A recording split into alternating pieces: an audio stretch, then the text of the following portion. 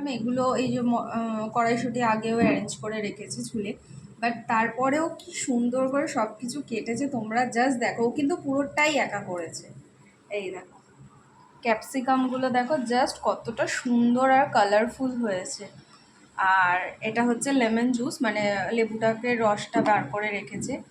আর এই দেখো কাঁচা লঙ্কা কতটা কুচি কুচি করে কেটেছে, যেগুলো আমিও করি না সত্যি কথা। আর এইগুলো দেখো পেঁয়াজ পাতাগুলো কতটা কুচি কুচি করে কেটেছে, মানে আর এটা হচ্ছে পেঁয়াজ। মানে সত্যি বলতে আমিও এত রান্নার সময় এত কুচি কুচি মানে এত ছোট ছোট করে আমিও কাটি না কাটতে পারি না, যেটা সত্যি কথা।